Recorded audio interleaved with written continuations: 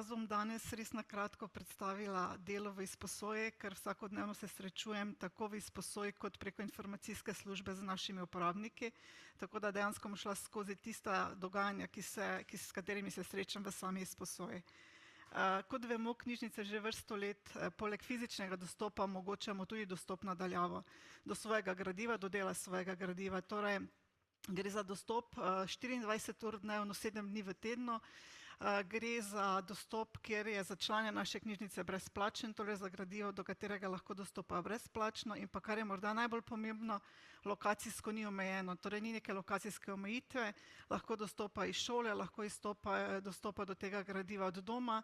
Predvsem pri e-knjigah, e-revijah, zelo pomembna stvar, lahko dostopa z dopusta, ker to je velikokrat, ko odidejo na dopust, tista stvar, do katere želijo dostopati.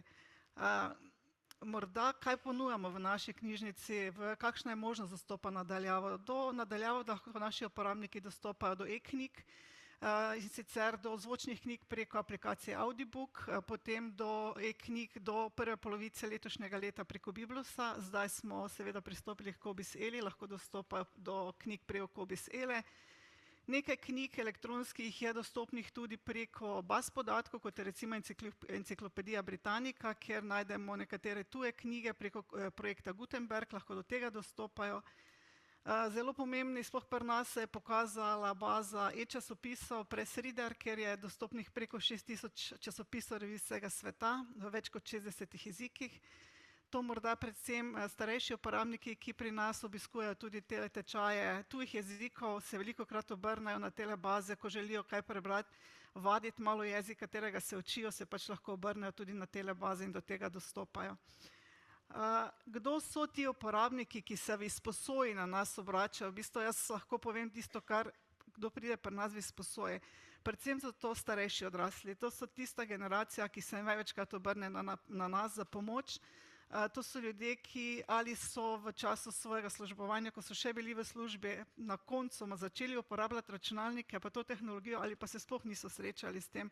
Mladi, torej srednješolci, čisto izkušnja moja iz izposoje, tudi ko pridejo iskati kakšno gradivo za šolo, je gradivo izposojeno in jim ponudi možnost še, da lahko dostopajo do teh gradiv. Po navadi v izposoji se postavijo v vrsto za fizični izvod, ker meni je super, ampak kljub temu jim damo orodja, ne pridejo pa tolikokrat prositi za pomoč, da jim pomagamo. Verjetno te zadeve obvladajo morda celo boljše kot pa mi sami. Tako da to so te generacije, ki pri nas največkrat iščejo pomoč, promoviramo pa te zadeve preko spletne strani, preko družbenih omrežij, seveda preko promocijskega materiala. Meni osebno se še vedno zdi najboljši ta osebni pristop do uporabnika. Jaz lahko povem čisto, ker delam zelo veliko z bazami podatkov, ko iščejo neke informacije, ko nekaj potrebujejo, ko pridejo v knjižnico, da ekran obrnem k njemu točno za tisto iskanje, ki ga rabijo. Ker ponavadi, ko povem, imate to in to možnost, je odgovor hvala. V trenutku, ko pa obrnem ekran k njim, vpišem točno tisto zahtevo, ki jo oni iščejo, in ko dobijo vse te možnosti, ko dobijo možnosti, kot so možnost prevoda, poslušanje, citiranje, pa ponavadi naslednje vprašanje, se opravičujem, kako ste do tega prišli, in ponovimo vajo. To je potem tisti korak, ko pride do samih uporabnikov. Kaj se mi zdi nujno za naše člane, v bistvu čisto tako iz izposoje? Nujno se mi zdi zelo dobra podpora, da je dobra podpora in pa da je hiter odziv, da dobijo hitro informacije. Zelo nujno se mi zdi enostavnost vmesnika, torej da ko uporabljajo neke zadeve, da ni nekih ovir, preskokov, da se morajo ne vem kam vse prijaviti, zaradi tega, ker to jih ponavadi ustavi, včasih pa sploh ne grejo, se sploh ne vrnejo več nazaj.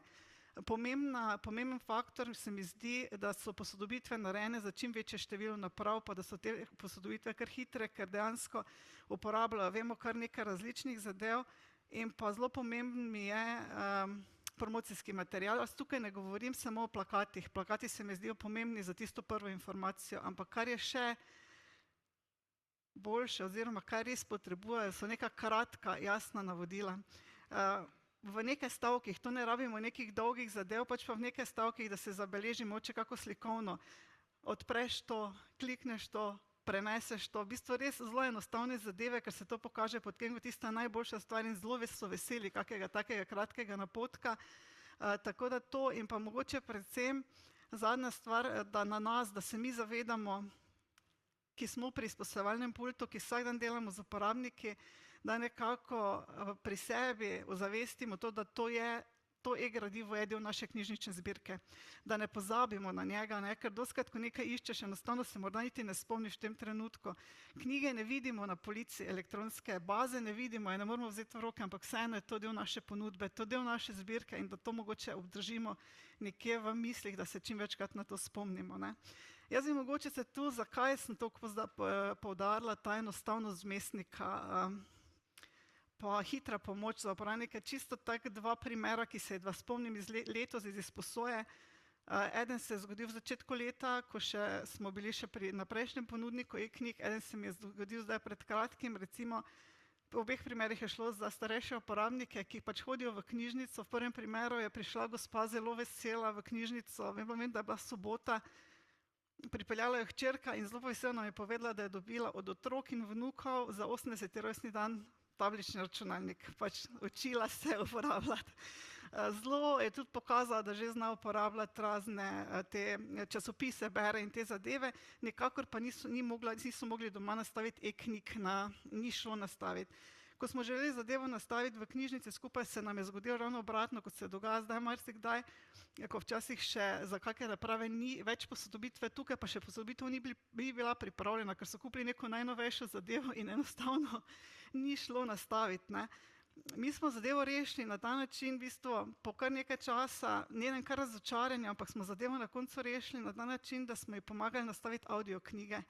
In da smo ji pokazali, kako to uporabljati. In je šla ven z knjižnice zelo zadovoljna, ampak vseeno ni bila to ta uporabniška izkušnja, zaradi katere je prišla k nam, ne. Tako, to je recimo ena taka stvar, s katero, ali pa druga je bila pa zdaj pred kratkim, ko je gospod prišel tudi k nam v knjižnico z bralnikom, ki ga si je kupil, zelo ponosen, ker zna že marsikaj delati, ampak tiste prve izposoje, ki pa ni mogel je na bralniku opraviti, pa ni šla, se je mogel priti v knjižnico, da smo tam, ker on nima ne računalnika, na telefonu ne zna teh stvari toliko uporabljati in je mogel priti k nam v knjižnico, ne. Tako da je bil zadovoljen, je zadevo potem speljal, ampak vseeno pa v celoti takoj ni dobil, ne. Zaradi tega pravim, da čim manj teh ovir, ki pač, to so te izkušnje, s katerimi, to sta samo dva primera takšna, s katerimi se morda srečamo, ne.